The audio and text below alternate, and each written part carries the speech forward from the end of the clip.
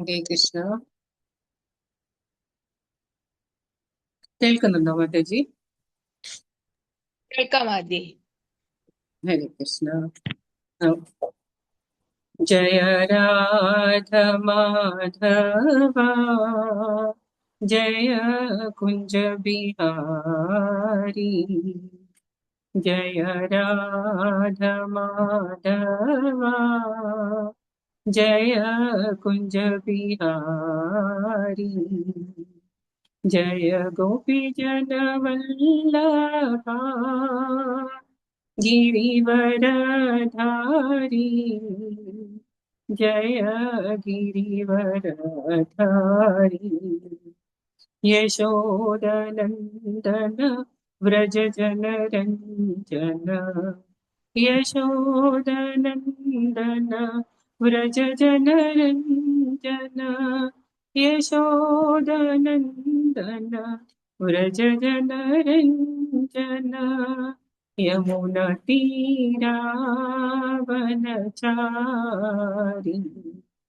जय राधा माधवा जय कुञ्ज बिहारी. जय राधा माधवा जय कुञ्ज बिहारी. जय प्रभुपदा जय प्रभुपदा जय प्रभुपदा जय प्रभुपदा. जय गुरुदेवा जय गुरुदेवा जय गुरुदेवा जय गुरुदेवा. जय गौरनिताय जय गौरनिताय जय गौरनिताय जय गौरंगनिताय. निताय गौर हरि बोल हरि बोल हरि बोल. निताय गौर हरि बोल हरि बोल हरि बोल हरि बोल हरि बोल. श्रील गुरुदेव की जय. श्रील प्रभुपाद की जय. श्रीमद् भागवतम ग्रंथराज की जय. अनंत कोटि वैष्णव वृंद की जय. निताय गौर പ്രേമാനന്ദേ ഹരി ഹരി ബോൾ. ഹരേ കൃഷ്ണ. എൻ്റെ ശിക്ഷാ ഗുരുക്കന്മാർക്കും ദീക്ഷാ ഗുരുവിനും എല്ലാവർക്കും എൻ്റെ സാദര പ്രണാമം. ഇവിടെ കൂടിയിരിക്കുന്ന ഓരോ വൈഷ്ണവരുടെയും തൃപ്പാദങ്ങളിൽ നമസ്കരിക്കുന്നു. എനിക്കിങ്ങനെ ഒരു അവസരം തരുന്ന സച്ചി മാതാജിക്കും ഐശ്വര്യ മാതാജിക്കും കഥാമൃത പ്രഭുവിനും എല്ലാവർക്കും ദണ്ഡവത് നമസ്കാരം. ഹരേ കൃഷ്ണ. അപ്പൊ ഇന്നത്തെ നമ്മുടെ ഭാഗവതം ക്ലാസ് തുടങ്ങാം. ആദ്യം നമുക്ക് ശ്ലോകം വായിക്കാം അല്ലെ. ഹരേ കൃഷ്ണ. അധ്യായം 18. പരീക്ഷിത് മഹാരാജാവ് ബ്രാഹ്മണകുമാരനാൽ ശപിക്കപ്പെടുന്നു. ശ്ലോകം 1. സൂത ഉവാച യോ വൈ ദ്രൗണ്യസ്ത്രവിപ്ലുഷ്ടോ ന മാതുരുദരേ മൃതാ അനുഗ്രഹാത് ഭഗവതാ കൃഷ്ണസ്യാത്ഭുതകർമ്മണാ. യോ വൈ ദ്രൗണ്യസ്ത്രവിപ്ലുഷ്ടോ ന മാതുരുദരേ മൃതാ അനുഗ്രഹാത് ഭഗവതാ കൃഷ്ണസ്യാത്ഭുതകർമ്മണാ. യോ വൈ ദ്രൗണ്യസ്ത്രവിപ്ലുഷ്ടോ ന മാതുരുദരേ മൃതാ അനുഗ്രഹാത് ഭഗവതാ കൃഷ്ണസ്യാത്മത അദ്ഭുതകർമ്മണ. വിവർത്തനം. ജയ ശ്രീല പ്രഭുപാദ്. സൂത ഗോസ്വാമി പറഞ്ഞു, അത്ഭുതകരമാം വിധം പ്രവർത്തിക്കുന്ന പരമദിവ്യോത്തമ പുരുഷൻ ശ്രീകൃഷ്ണ ഭഗവാന്റെ കാരുണ്യം നിമിത്തം മാതൃഗർഭത്തിലായിരുന്ന പരീക്ഷിത് മഹാരാജാവ് ദ്രോണപുത്രന്റെ അഥവാ അശ്വത്ഥാമാവിന്റെ അസ്ത്രത്താൽ പ്രഹരിക്കപ്പെട്ടുവെങ്കിലും മരണപ്പെട്ടില്ല. ഹരേ കൃഷ്ണ. അപ്പൊ ശ്ലോകം വായിച്ചോളൂ ആരെങ്കിലും. ഹരേ കൃഷ്ണ. ഹരേ കൃഷ്ണ. വായിച്ചോളൂ. ഓം നമോ ഭഗവതേ വാസുദേവായ. സൂത ഉവാച യോ വൈ ദ്രൗണ്യസ്ത്രവിപ്ലുഷ്ടോ ന മാതുരുദരേ മൃത അനുഗ്രഹാത് ഭഗവതാ കൃഷ്ണസ്യാത്ഭുത കർമ്മണ. അടുത്ത ശ്രമം വായിക്കണ്ടേ മാതാജി? വിവർത്തനം കൂടി വായിച്ചോളൂ മാതാജി. ഹരേ കൃഷ്ണ. വിവർത്തനം ഭാഗത്തും ശീലപ്രഭുവാ കീജെ. സൂത ഗോസ്വാമി പറഞ്ഞു, അത്ഭുതകരമാം വിധം പ്രവർത്തിക്കുന്ന പരമദിവ്യോത്തമ പുരുഷൻ ശ്രീകൃഷ്ണ ഭഗവാന്റെ കാരുണ്യ നിമിത്തം മാതൃഗർഭത്തിലായിരുന്ന പരീക്ഷിത്ത് മഹാരാജാവ് ദ്രോണപുത്രന്റെ, അതായത് അശ്വത്ഥാമാതാവ് അസ്ത്രത്താൽ പ്രഹരിക്കപ്പെട്ടുവെങ്കിലും മരണപ്പെട്ടില്ല. ഹരേ കൃഷ്ണ. ഹരേ കൃഷ്ണ. ഇനി ആരെങ്കിലും വായിക്കുന്നുണ്ടോ?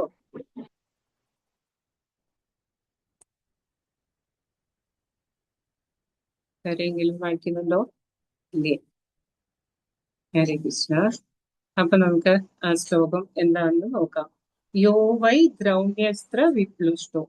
അതാണ് ശ്ലോകം വായിക്കുന്നതിന് മുമ്പ് നമുക്ക് മംഗളാചരണം ചെയ്യാം.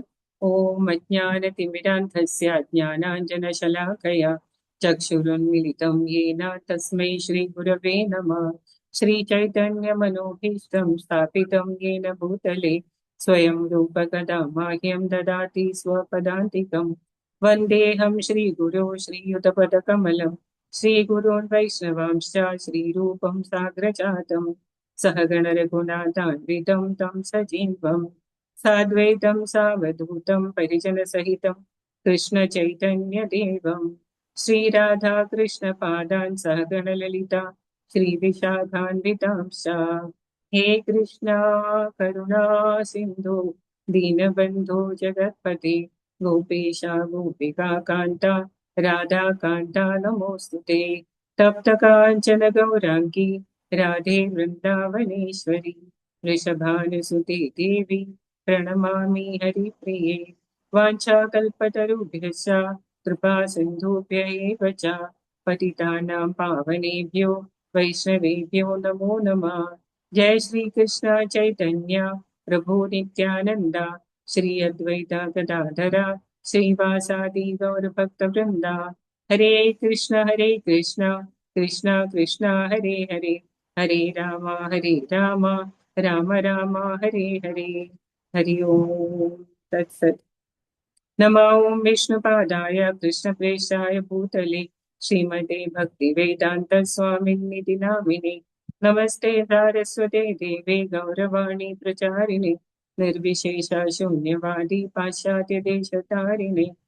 നാരായണം നമസ്കൃത്യ നരം ചൈവ നരോത്തമം ദേവീം സരസ്വതീം വ്യാസം തതോ ജയമുദീരയേ.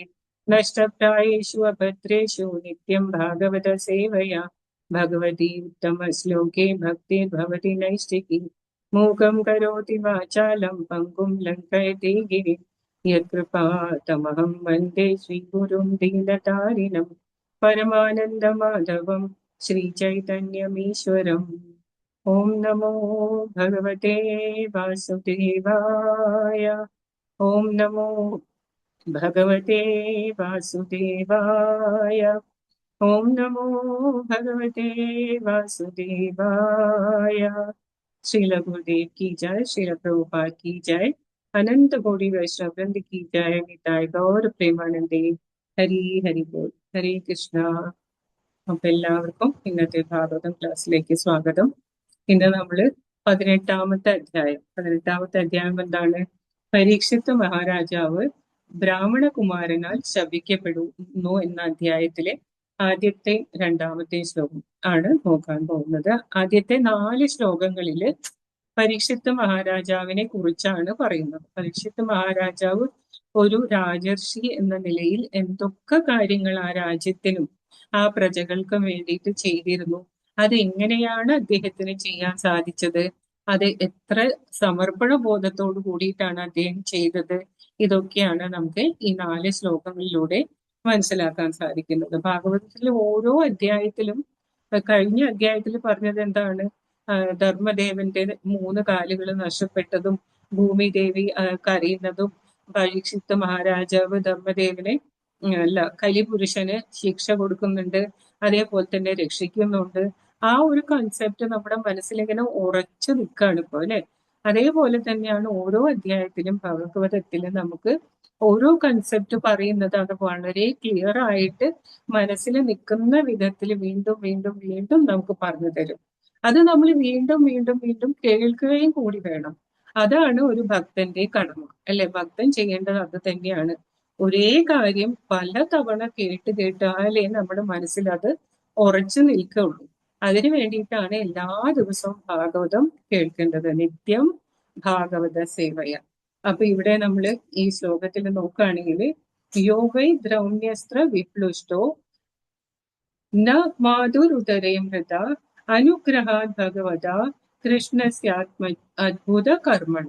മൂന്ന് പേരെ കുറിച്ചാണ് ഇവിടെ പറയുന്നത്. ഒന്ന് ദ്രോണപുത്രനായ അശ്വത്ഥാമാവ്, രണ്ടാമത്തേത് ഭഗവാൻ കൃഷ്ണനെ പറ്റി പറയുന്നുണ്ട്, മൂന്നാമത്തേത് പറയുന്നത് ആരെ പറ്റിയിട്ടാണ്? പരീക്ഷിത്ത് മഹാരാജാവിനെ കുറിച്ച് പറയുന്നത്. അപ്പൊ ഈ മൂന്ന് കാര്യങ്ങൾ നമുക്ക് നോക്കാം. ആദ്യത്തേതാണ് ആര്? ദ്രോണപുത്രനെ പറ്റി പറയുന്നത്. ദ്രോണപുത്രൻ ദ്രോണപുത്രൻ എന്ന് പറയുന്നത് അശ്വത്ഥാമാവിനെ നേരിട്ട് എവിടെയും പറയുന്നില്ല. കാരണം അദ്ദേഹം അത്രയ്ക്കും അധർമ്മ പ്രവൃത്തികൾ ചെയ്തിട്ടുള്ള ഒരു വ്യക്തിയാണ് അല്ലെ. ദുര്യോധനനെ കൂട്ടുപിടിച്ച് ദുര്യോധനനാണ് ഗുരു എന്ന നിലയ്ക്കാണ് അദ്ദേഹം എല്ലാ കാര്യങ്ങളും ചെയ്യുന്നത്.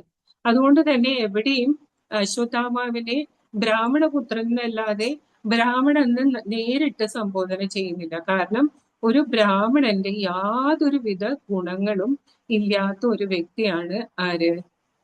അശ്വത്ഥാമാവ്. അപ്പൊ ആ അശ്വത്ഥാമാവിന്റെ ജീവിതം എത്ര നരക തുല്യമായിരുന്നു എന്നാണ് ത്രൂ ഔട്ട് മഹാഭാരതത്തിൽ നിന്ന് നമുക്ക് മനസ്സിലാവുന്നത്. തുടക്കം തൊട്ട് അല്ലെ, ചെറുതിലേ തൊട്ട് പാല് കുടിക്കാൻ പാലില്ലാതെ മാവ് കലക്കി കൊടുത്തിട്ടാണ് ആ കുട്ടീനെ വളർത്തിയത് അല്ലെ. അതെന്താണ്? ആ ജന്മത്തിന്റെ പ്രത്യേകതയാണ് അത്. അപ്പൊ അങ്ങനെയുള്ള ജീവികൾ, അങ്ങനെയുള്ള മനുഷ്യര് നമ്മുടെ ലോകത്ത് നമുക്ക് ചുറ്റും ഒരുപാടുണ്ട് അല്ലെ. അവർക്കൊക്കെ ജീവിതത്തിൽ കഷ്ടപ്പാടുകൾ വരുന്നതിന്റെ കാരണം എന്താണ്? ഇവിടെ പറയുന്നു, ചൈതന്യ ചരിതാമൃതത്തിൽ പറയുന്നു, കൃഷ്ണഭൂലി സേ ജീവ അനാദി ബഹിർമുഖ അഥൈവ മായാതാരേ ദയ സംസാര ദുഃഖ. അതായത് കൃഷ്ണനെ മറന്നിട്ടാണ്. ഭഗവാനെ മറക്കുമ്പോഴത്തെ ഒരു പ്രശ്നമാണ് അല്ലെ. ഭഗവാനെ മറക്കുമ്പോ എന്താ ചിന്തിക്കുന്നത്? ഞാനാണ് എല്ലാം ചെയ്യുന്നത്, എന്റെ കഴിവുകൊണ്ടാണ് എല്ലാ കാര്യങ്ങളും നടക്കുന്നത്. അവരെങ്ങനെയായിരിക്കും? അനാദികാലം മുതലേ അവര് ബഹിർമുഖരാണ്. ബഹിർമുഖരെന്ന് പറഞ്ഞാല് അവർക്ക് ഭൗതിക ലോകത്തിലുള്ള എല്ലാ കാര്യങ്ങളും ആസ്വദിക്കുക എന്നുള്ളൊരു ചിന്തയല്ലാതെ വേറെ ഒന്നുമില്ല. അപ്പൊ അതിനു വേണ്ടിയിട്ട് ഇപ്പൊ അശ്വത്ഥാമാവായാലും എന്തിനു വേണ്ടിയിട്ടാണ് ഈ കഷ്ടപ്പെട്ടുകൊണ്ടിരിക്കുന്നത്? ദുര്യോധനന്റെ പിന്നാലെ പോകുന്നത് എന്തിനു വേണ്ടിയിട്ടാണ്? സ്വന്തം ഇഷ്ടത്തിന് എന്ത് വേണമെങ്കിലും ചെയ്യാം. അച്ഛന്റെയോ അമ്മയുടെയോ നിയന്ത്രണത്തിൽ വരുന്നില്ല അദ്ദേഹം. അദ്ദേഹത്തിന് എന്താ വേണ്ടത്? ആസ്വദിക്കണം അല്ലെ. ഇന്ദ്രിയ തൃപ്തിക്ക് വേണ്ടിയിട്ടാണ് അദ്ദേഹം ജീവിതം ഒഴിഞ്ഞു വെച്ചത്. അതുകൊണ്ട് തന്നെ ഒരുപാട് കഷ്ടപ്പാടുകളും. അതാണ് പറയുന്നത്, അത ഏവ മായാതാരെ ദയ സംസാര ദുഃഖ. ഈ ഭൗതിക ലോകത്തിൽ എന്തൊക്കെ വിധത്തിലുള്ള ദുഃഖങ്ങൾ കൊടുക്കാൻ സാധിക്കുമോ അതെല്ലാം മായാദേവി കൊടുക്കും. കാരണം ഇവരെ ഏത് ഗുണത്തിൽ പെട്ടതാണ്? തമോ ഗുണത്തിൽ പെട്ടിട്ടാണ് ജീവിക്കുന്നത്. ജീവിതത്തിൽ ഒരു കാരണവശാലും സൽപ്രവൃത്തികൾ ഒന്നും ചെയ്തിട്ടില്ല അല്ലെ. പാണ്ഡവരുടെ 5 പുത്രന്മാര് ഉറങ്ങിക്കിടന്നിരുന്ന ആ കുട്ടികളെ കൊല്ലേണ്ട യാതൊരു കാര്യം അദ്ദേഹത്തിനില്ല. ദുര്യോധനനെ സന്തോഷിപ്പിക്കുക എന്നൊരു ഉദ്ദേശം മാത്രം വെച്ചുകൊണ്ടാണ് കൊന്നത്. ഇപ്പൊ അത് പോരാണ്ട് ഇപ്പൊ ചെയ്തത് എന്താണ്? ഉത്തരയുടെ ഗർഭത്തിലുള്ള കുഞ്ഞിനെ കൂടി കൊല്ലാൻ വേണ്ടിയിട്ട് വജ്രായുധം പ്രയോഗിച്ചു. അത് പ്രയോഗിക്കാനല്ലാതെ അതിനെ തിരിച്ചെടുക്കാൻ അദ്ദേഹത്തിന് അറിയില്ല. എന്നിട്ടും അത് പ്രയോഗിക്കാൻ അദ്ദേഹം തയ്യാറായി. പക്ഷെ അവിടെയും പരീക്ഷിത്ത് മഹാരാജാവ് ആ ആത്മാവിന്റെ പ്രത്യേകത അല്ലെങ്കിൽ ഉത്തരയുടെ പ്രത്യേകത എന്താണ്? ഉത്തര ആശ്രയിച്ചത് ഭഗവാനെയാണ്. ഭഗവാനെ കൃഷ്ണ ഓടി ചെല്ലാണ് ഭഗവാന്റെ അടുത്തേക്ക് ഉത്തര.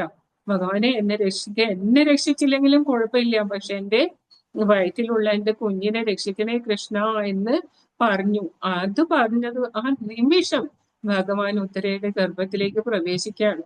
പ്രവേശിച്ച് ആ ഗർഭത്തിലുള്ള ശിശുവിനെ രക്ഷിക്കുകയാണ്. അതാണ് പറയുന്നത്, ദ്രോണപുത്രൻ ചെയ്ത ഉപദ്രവം അത്രയ്ക്ക്. അതായത് ഒരു സമൂഹത്തില് രക്ഷിക്കേണ്ട 3 തരത്തിലുള്ള ആളുകൾ ആരാണ്? ഒന്ന് സ്ത്രീകള്, 2 വാർദ്ധക്യത്തിലുള്ളവര്, 3 ശിശുക്കള്. ഇവരെ 3 പേരെ സംരക്ഷിക്കണം.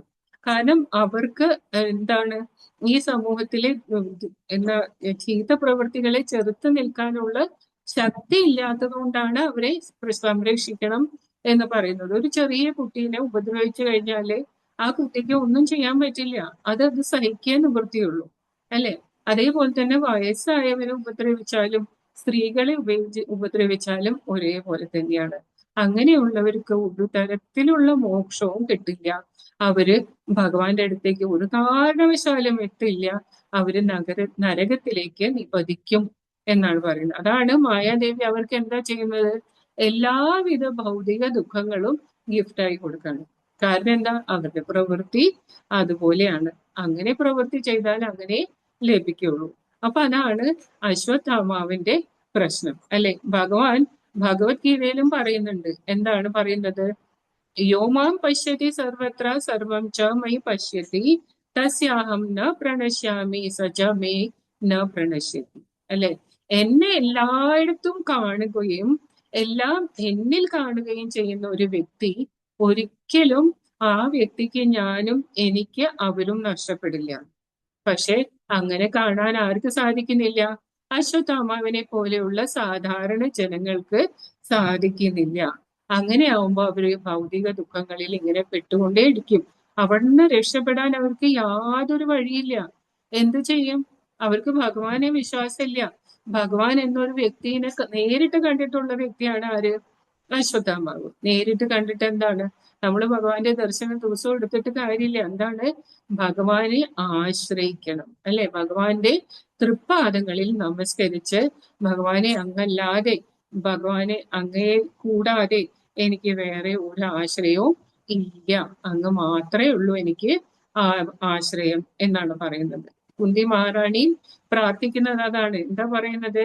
ഭാഗവതത്തില് 1:8-19 കുന്തി മഹാറാണി പറയുന്നു, മായാജവനികാച്ഛന്നം അജ്ഞാതോക്ഷജമവ്യയം ന ലക്ഷ്യസേ മൂഢദൃശ നട്ടോ നാട്യധരോ യഥാ. കുന്തി മഹാറാണി പറയാണ്, മായാജവനിക, മായയുടെ ഒരു കേട്ടനാണ് നമ്മുടെ എല്ലാവരുടെയും മുമ്പില്.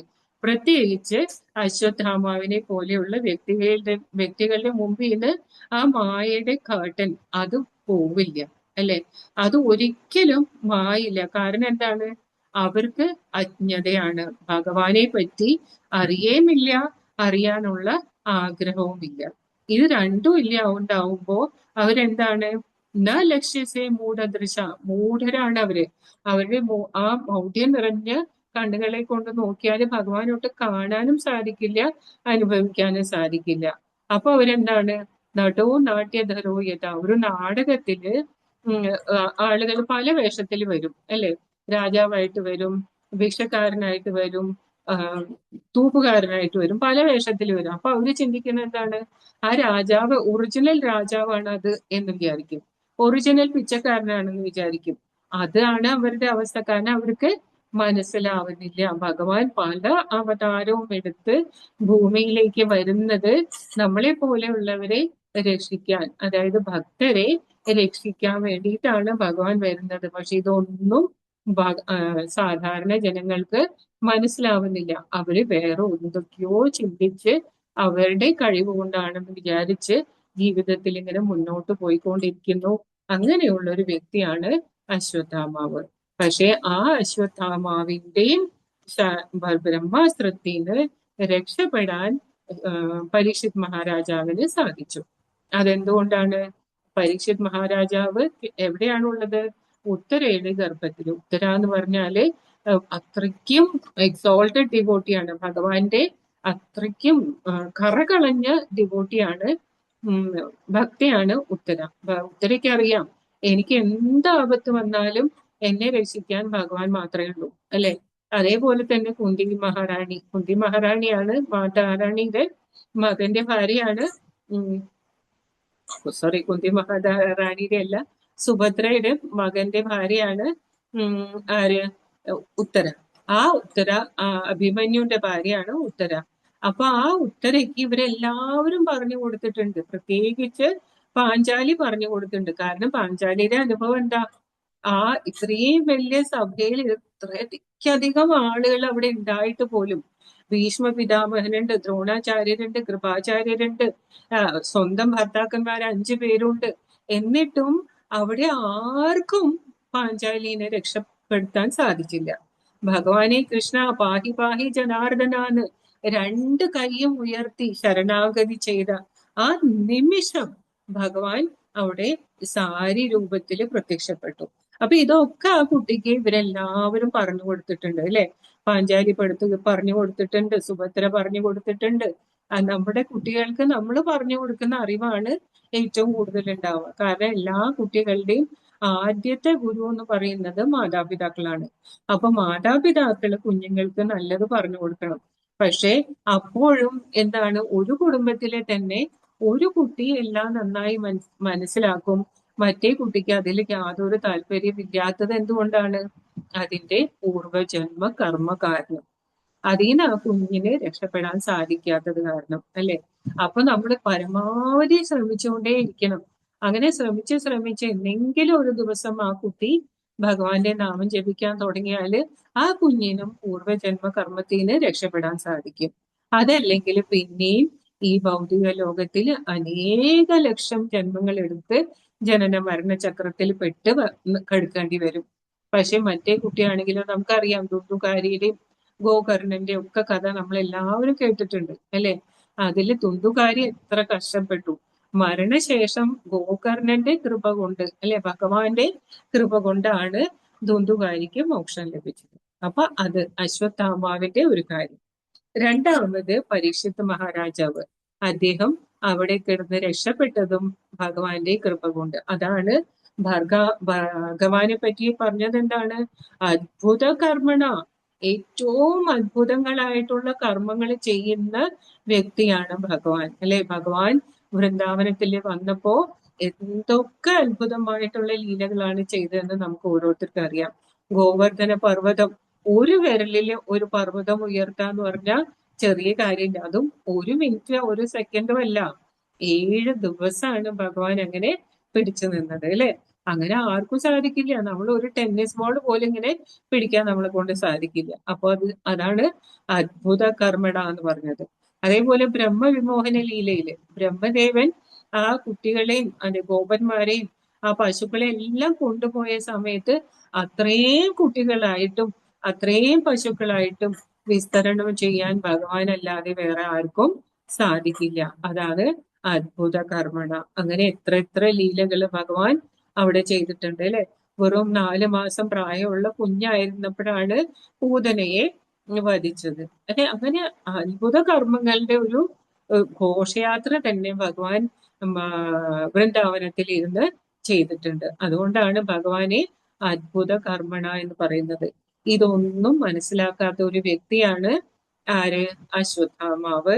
അതേ സമയത്ത് ഇതെല്ലാം മനസ്സിലാക്കിയിട്ട് വന്നിട്ടുള്ള വ്യക്തിയാണ് പരീക്ഷിത്ത് മഹാരാജാവ്. ഇതാണ് ഇവര് രണ്ടുപേരും തമ്മിലുള്ള വ്യത്യാസം, അശ്വത്ഥാമാവും അതേപോലെ തന്നെ പരീക്ഷിത്ത് മഹാരാജാവും.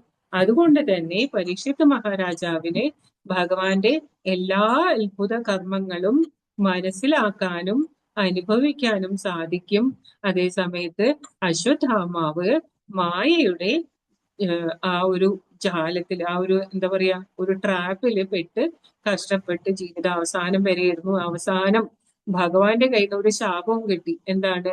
ചിരഞ്ജീവിയായിട്ട് ഇതേപോലെ കഷ്ടപ്പെട്ട് ജീവിക്കട്ടെ എന്ന്. അപ്പോ അശ്വത്ഥാമാവിന്റെ അവസ്ഥ അങ്ങനെ. അതേസമയം പരീക്ഷിത്ത് മഹാരാജാവിന്റെ ഭഗവാനെ ആശ്രയിക്കുന്ന, ഭഗവാനിൽ ശരണം പ്രാപിക്കുന്ന ഒരു വ്യക്തിയുടെ ജീവിതം ടോട്ടലി ഡിഫറെന്റ് ആണ് അല്ലെ. അപ്പൊ അതാണ് ആദ്യത്തെ ശ്ലോകം. ക്ലിയർ ആയി എന്ന് വിചാരിക്കുന്നു. നമുക്ക് അടുത്ത ശ്ലോകത്തിലേക്ക് പോയാലോ? ഹരേ കൃഷ്ണ. ഉറങ്ങിയോ എല്ലാവരും?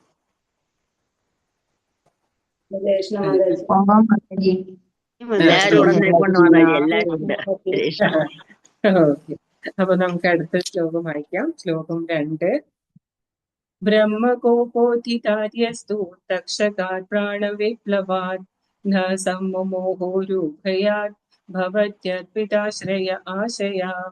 ബ്രഹ്മകോപോധിതാര്യസ്തു തക്ഷകാത് പ്രാണവിപ്ലവാത് ന സമ്മോഹോരുഭയാത് ഭഗവത്യർപ്പിതാശയാ. ബ്രഹ്മകോപോധിതാര്യസ്തു തക്ഷകാത് പ്രാണവിപ്ലവാത് ന സമ്മോഹോരുഭയാത് ഭവത്യർപ്പിതാശയാ. വിവർത്തനം. ജയ ശ്രീല പ്രഭുപാദ്. അതിലുപരി പരീക്ഷിത് മഹാരാജാവ് സ്വമനസാലെ പരമദിവ്യോത്തമ പുരുഷന് ആത്മസമർപ്പണം ചെയ്തിരിക്കയാൽ ബ്രാഹ്മണകുമാരന്റെ ശാപം നിമിത്തം തക്ഷകൻ ദംശിച്ച് മരണപ്പെടുന്ന ചിന്ത അദ്ദേഹത്തെ ഒട്ടും വികാര തീവ്രനാക്കുകയോ ഭയപ്പെടുത്തുകയോ ചെയ്തില്ല. ഹരേ കൃഷ്ണ. വായിച്ചോളൂ. ഹരേ കൃഷ്ണ. ഓം നമോ ഹരി ഭഗവതേ വാസുദേവായ. ബ്രഹ്മകോപോത്ഥിതാത് യസ്തു തക്ഷകാത് പ്രാണവിപ്ലവാത് ന സമ്മുമോഹോരുഭയാത് ഭഗവത്യർപ്പിതാശയാ.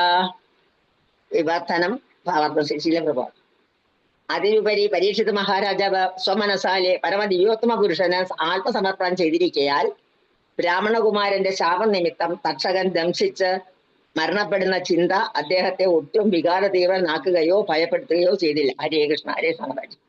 ഹരേ കൃഷ്ണ. ഇനി ആരെങ്കിലും വായിക്കുന്നുണ്ടോ?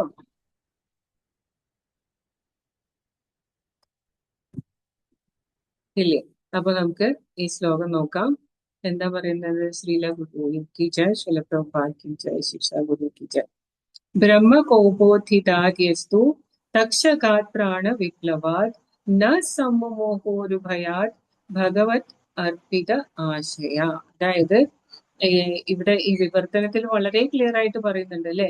പരീക്ഷിത് മഹാരാജാവ് സ്വമനസാലെ പരമദിവ്യോത്തമ പുരുഷന് ആത്മസമർപ്പണം ചെയ്തു എന്നാ പറയുന്നത്. സ്വന്തം മനസ്സാലെ. അതായത് ഭഗവാനാണ് തന്നെ ഗർഭാശയത്തിൽ ഇരിക്കുന്ന സമയത്ത് രക്ഷിച്ചത് എന്ന് പരീക്ഷിത്ത് മഹാരാജാവിന് നല്ലോണം അറിയാം.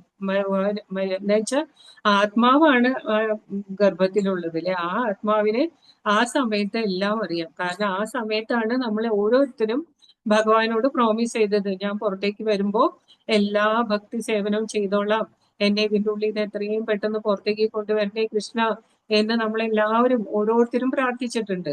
അപ്പൊ ആ സമയത്ത് പരീക്ഷിത് മഹാരാജാവിന് നല്ലോണം മനസ്സിലായി, എന്നെ ഈ ഗർഭാസ്ഥാവസ്ഥയില് ഈ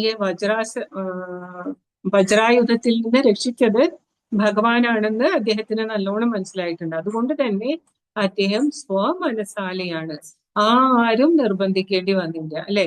പലരെയും നമ്മൾ നിർബന്ധിക്കാറുണ്ട്, ഞാൻ ജപമാല തരാം, ഒന്ന് ജപിച്ചോളൂ, ജപിച്ചു കഴിഞ്ഞിട്ടുണ്ടെങ്കിൽ ജീവിതത്തിൽ ഒരുപാട് മാറ്റങ്ങൾ വരും, ജപിക്കൂ ജപിക്കൂ എന്ന് എത്ര പറഞ്ഞാലും ആർക്കും അത് എന്താ പറയാ, അതിനെ ഉൾക്കൊള്ളാൻ സാധിക്കുന്നില്ല. അവരെന്താ ചെയ്യുന്നത്? അവര് ഒരിക്കലും അത് സ്വീകരിക്കുന്നില്ല, അവർക്ക് അതിനെ പറ്റി അറിയുന്നില്ല. പക്ഷെ പരീക്ഷിത് മഹാരാജാവ് അങ്ങനെയല്ല. അവർക്ക് അദ്ദേഹത്തിന് ബ്രഹ്മകോപത്തിത, അതായത് ബ്രാഹ്മണകുമാരന്റെ കോപത്തിൽ നിന്ന് പോലും രക്ഷിച്ചത് ഭഗവാനാണെന്ന് നല്ലോണം മനസ്സിലാക്കിയത് കൊണ്ട് തന്നെ സ്വമനസാലെയാണ് അദ്ദേഹം ആത്മസമർപ്പണം ചെയ്തിട്ടുള്ളത്. ആത്മസമർപ്പണം എന്ന് പറഞ്ഞ ചെറിയ കാര്യമല്ല അല്ലെ. ആത്മസമർപ്പണം ചെയ്യുന്ന ഒരു വ്യക്തി എങ്ങനെയൊക്കെയാണ്, എന്തൊക്കെയാണ് അദ്ദേഹത്തിന്റെ ഗുണങ്ങൾ, അതാണ് ഈ ശ്ലോകത്തിന്റെ ഭാവാർത്ഥത്തില് പ്രഭുപാദര് വളരെ വിശദമായിട്ട് പറഞ്ഞിട്ടുള്ളത്. ആത്മസമർപ്പണം ചെയ്ത ഒരു വ്യക്തിക്ക് ഏറ്റവും ആദ്യം ഉണ്ടാവുന്ന കാര്യം എന്താന്ന് വെച്ചാല് ഭയമില്ല. ഭയം എന്ന് പറയുന്ന ഒരു സംഭവമേ അദ്ദേഹത്തിന്റെ ജീവിതത്തില് ഇല്ല അല്ലെ. ഈ ബ്രഹ്മാസ്ത്രം വന്ന് എന്നെ കൊല്ലോ, ഇനിയിപ്പൊ ഞാൻ എന്ത് ചെയ്യും, എവിടെ പോവും, ഞാൻ അമ്മയുടെ ഗർഭപാത്രത്തിന്റെ ഉള്ളിലല്ലേ, എനിക്ക് ഇവിടുന്ന് രക്ഷപ്പെടാൻ ഒരു വഴിയില്ലല്ലോ, യാതൊരു ടെൻഷനും അദ്ദേഹത്തിന് ഇല്ല. അതാണ് ഭക്തിയിൽ വരുമ്പോഴത്തെ ആദ്യത്തെ കാര്യം അല്ല. ഒരു തരത്തിലുള്ള ഭയവും ഇല്ല. നാളെ എന്റെ കാര്യം എന്താവും, എന്റെ മക്കളുടെ കാര്യം എന്താവും, എന്റെ ഭർത്താവിന്റെ കാര്യം എന്താവും, എനിക്ക് ഒരു വീടുണ്ടാവോ, എനിക്ക് ഒരു സ്വത്തുണ്ടാവോ, അങ്ങനെ പലവിധ ആശങ്കകളാണ് സാധാരണ മനുഷ്യന്.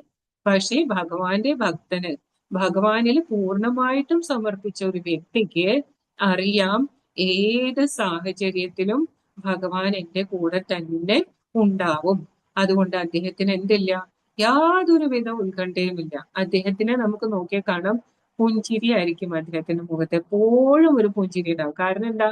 സന്തോഷാണ്. മാനസികമായിട്ട് സന്തോഷിക്കാൻ ഒരു ഭഗവാന്റെ ഭക്തന് മാത്രമേ സാധിക്കുള്ളൂ. വേറെ ആർക്കും അങ്ങനെ ഒരു സന്തോഷം അനുഭവിക്കാൻ സാധിക്കില്ല അല്ലെ. അതാണ് ഒരു ഭക്തന്റെ കാര്യം. അപ്പൊ ഭഗവാൻ എന്താ പറയുന്നത്? ഭഗവാൻ പറയുന്നു, ഭക്തേ ജിതത്വം ഭക്തിബദ്ധം ഭക്തിപരാധീന. ഇതൊക്കെ ഭഗവാനെ പറ്റി പറയാണ്. അതായത് ഭക്തിയില് എന്താണ്, ഭഗവാനെ ജയിക്കാൻ സാധിക്കും, ഭഗവാന്റെ കൂടെ കൊണ്ട് നടക്കാൻ സാധിക്കും, അർജുനന് സാധിച്ചതുപോലെ. ഭക്തിബദ്ധം, ഭക്തി കൊണ്ട് ഭഗവാനെ കെട്ടിയിടാൻ സാധിക്കും യശോദാമ്മയെ പോലെ. പിന്നെയോ അഹം ഭക്തപരാധീന എന്ന് പറയുന്നു, ഭഗവാനെ നിയന്ത്രിക്കാനും സാധിക്കും. അപ്പോ ഒരു ഒരിക്കലും ഭഗവാൻ ഒരു ഭക്തനോട് ചോദിച്ചു, അതായത് നിനക്ക് ഭക്തി വേണോ അല്ലെങ്കിൽ മായ വേണോ എന്ന് ചോദിച്ചു.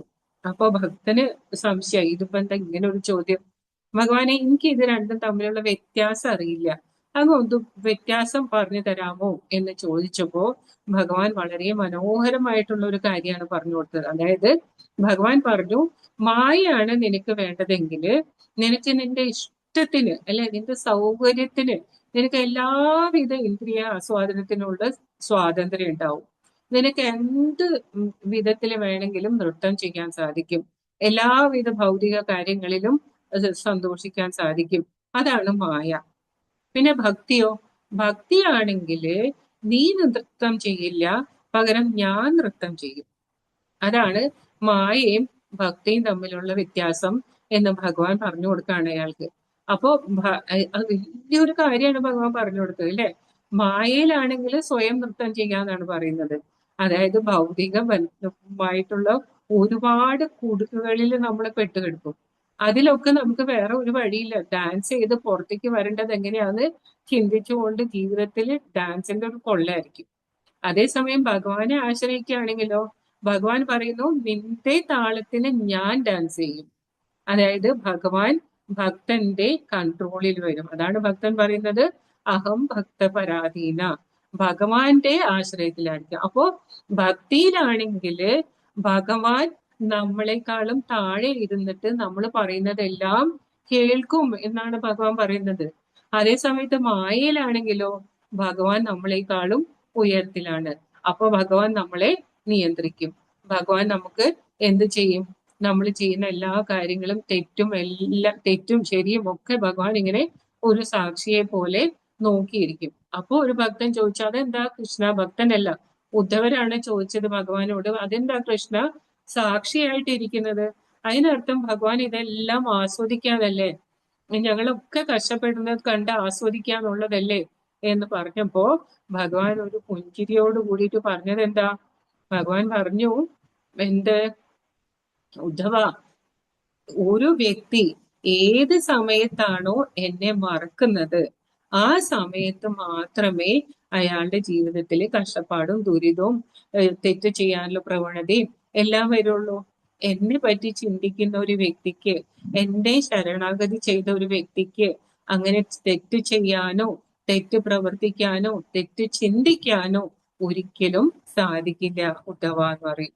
അപ്പോഴാണ് ആ ഉദ്ധവർക്ക് മനസ്സിലായത് അല്ലെ, നമ്മുടെ മനസ്സിൽ നിന്ന് നമ്മൾ എപ്പോഴും ഭഗവാനെ മാറ്റുന്നോ ആ സമയത്താണ് നമ്മുടെ ചിന്തകൾ അവിടെ പ്രവേശിക്കുന്നത്.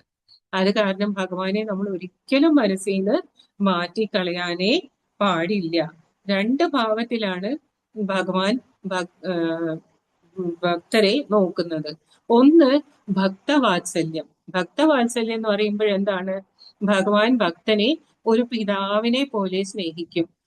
ഭഗവാൻ ആ ഭക്തന് വേണ്ടുന്ന എല്ലാ കാര്യങ്ങളും അയാൾക്ക് ഉചിതമായിട്ടുള്ളത് എന്താണോ അത് ചെയ്തു കൊടുക്കും. അപ്പൊ നമുക്ക് എല്ലാ കാര്യങ്ങളും ചെയ്യണം എന്ന് വാശി പിടിക്കാൻ പാടില്ല. അതെന്താണ്, എല്ലാ കാര്യങ്ങളും നമ്മുടെ ജീവിതത്തിൽ ചിലപ്പോൾ നല്ലതിനായിരിക്കില്ല.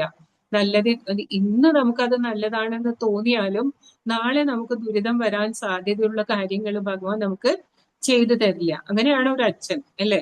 അച്ഛൻ നോക്കും ഇതെന്റെ മക്കൾക്ക് നല്ലതാണോ നല്ലതല്ലയോ എന്ന് നോക്കിയിട്ടേ അച്ഛൻ കാര്യങ്ങൾ ചെയ്തു തരുള്ളൂ. പക്ഷെ ഭഗവാനും അതേപോലെ തന്നെ ചെയ്യും. അതാണ് ഭക്തവാത്സല്യ.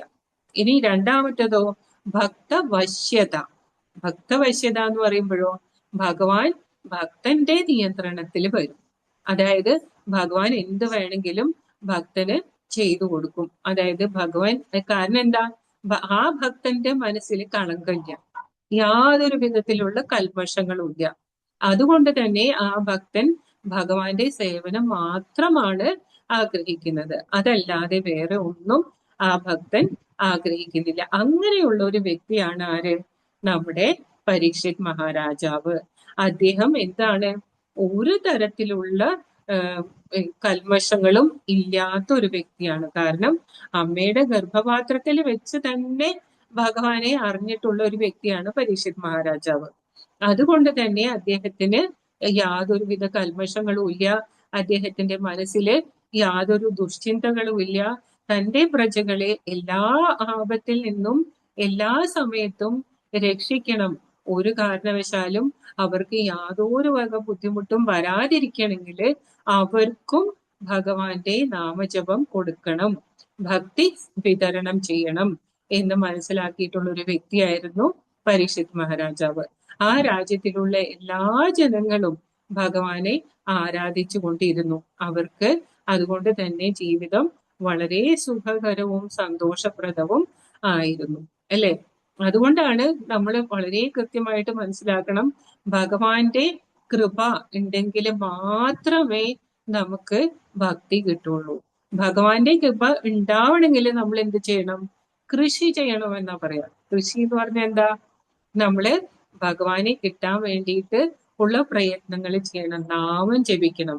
ഹരേ കൃഷ്ണ കൃഷ്ണ കൃഷ്ണ ഹരേ ഹരേ, ഹരേ രാമ രാമ രാമ ഹരേ ഹരേ.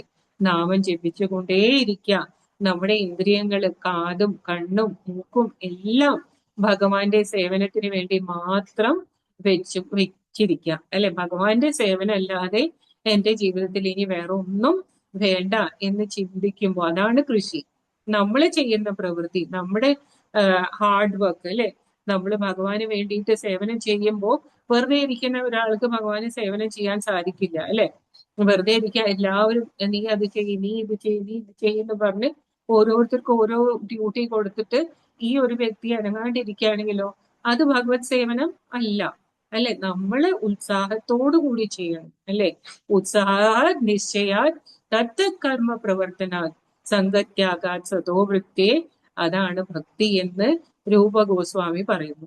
ഉത്സാഹം നിശ്ചയാ തത് കർമ്മ പ്രവർത്തനാ സംഗത്യാഗാത് സതോവൃത്തേ ഷഡ്വിർ ഭക്തി പ്രണശ്യത്തി, അല്ലെ? അതായത് ഉത്സാഹം വേണം, നമുക്കിങ്ങനെ ആഗ്രഹം വേണം, ഇത് ചെയ്യണം, ഭഗവാന് രാവിലെ തന്നെ പൂ പൊട്ടിക്കണം, ഭഗവാന് മാല കോർത്ത് കെട്ടി കൊടുക്കണം, ഭഗവാന് കുളിപ്പിക്കണം. ഇപ്പൊ വൈശാഖ മാസമാണ്, അല്ലെ? അപ്പൊ നമ്മൾ എന്ത് ചെയ്യണം? രാവിലെ തന്നെ ഭഗവാനെ അഭിഷേകം ചെയ്യണം. അഭിഷേകം എന്ന് പറഞ്ഞാൽ എല്ലാ ദിവസവും 5 ദ്രവ്യങ്ങളെ കൊണ്ട് അഭിഷേകം ചെയ്യേണ്ട കാര്യമില്ല.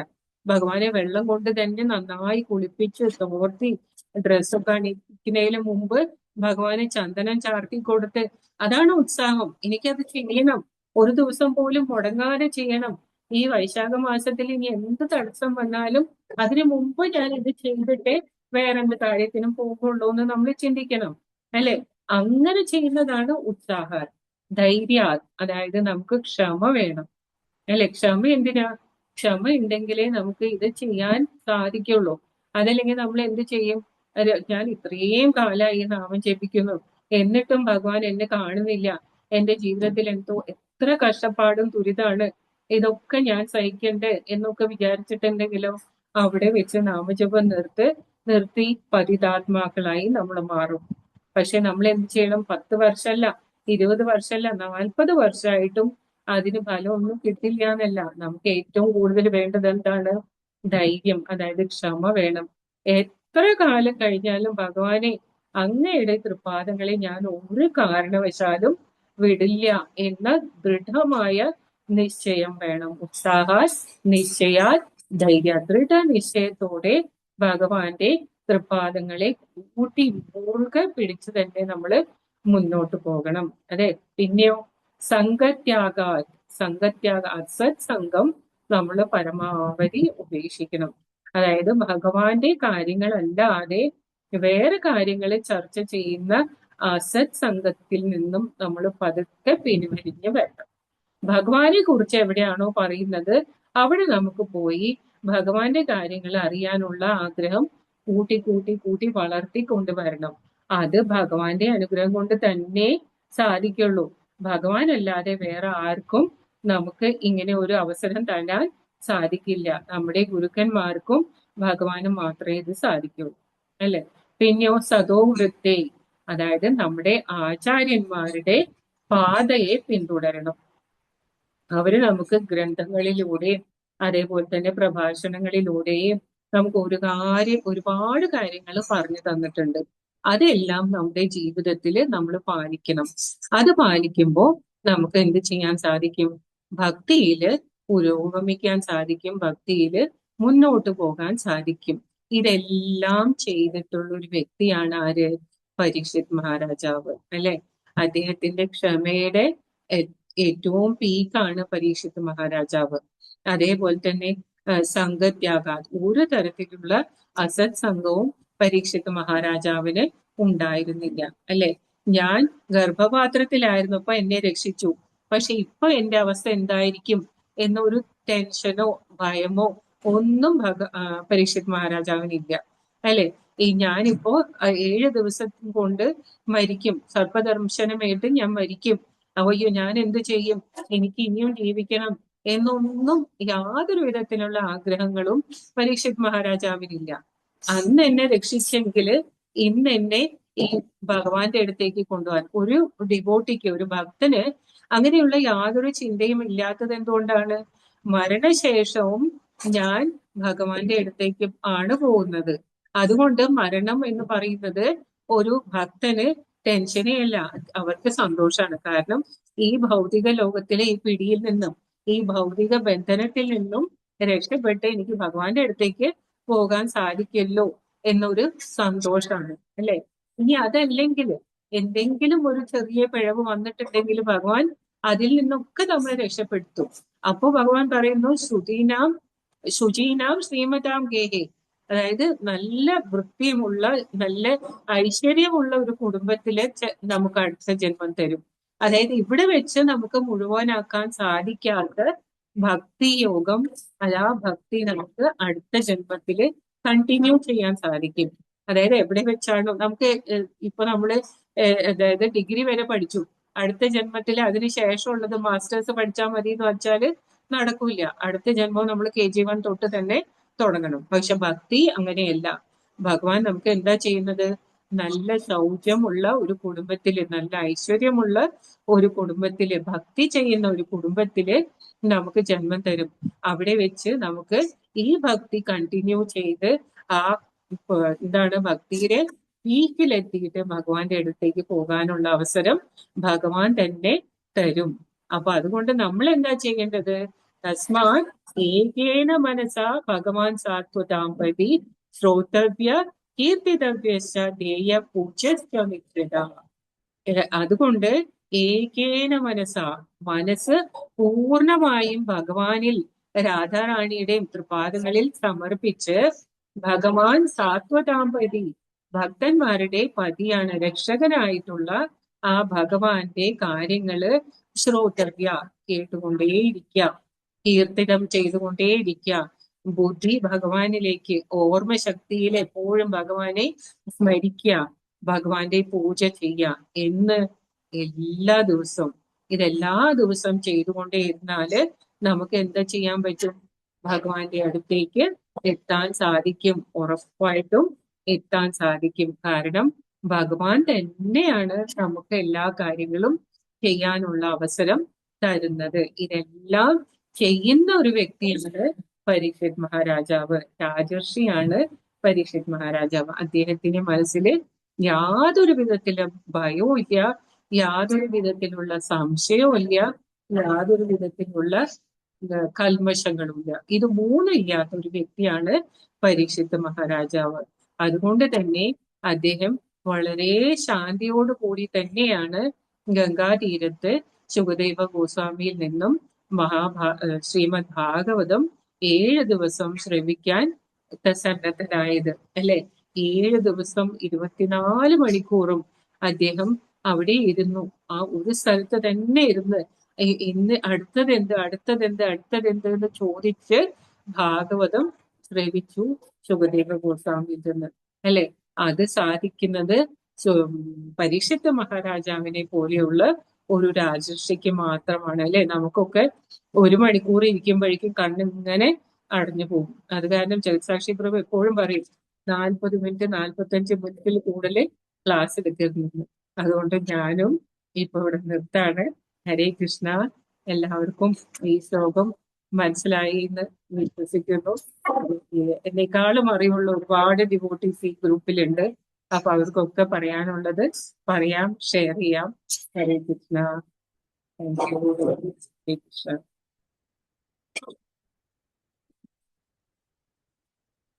ഹരേ കൃഷ്ണ മാതാജി. ഉത്സാഹ, നിശ്ചയ, ധൈര്യ, പിന്നെ സത്സംഗോ? उत्साह निश्चय धैर्य तत्त कर्म प्रवर्तनात् संगत्यागात् सदोवृत्ते षड्वे भक्ति प्रसिद्ध्यति. ഓരോന്നായിട്ട് പറയും മാതാജി. ഉപദേശാമൃതത്തിലെ ശ്ലോകമാണ് മാതാജി അത്. ഏത് ശ്ലോക? ഉപദേശാമൃതത്തിലെ 3-ാമത്തെ ശ്ലോകം. ഓക്കെ, താങ്ക് യു മാതാജി. ഹരേ കൃഷ്ണ. ഹരേ കൃഷ്ണ. ഹരേ കൃഷ്ണ മാതാജി, പ്രണാമം. പ്രണാമം. ഹരേ കൃഷ്ണ.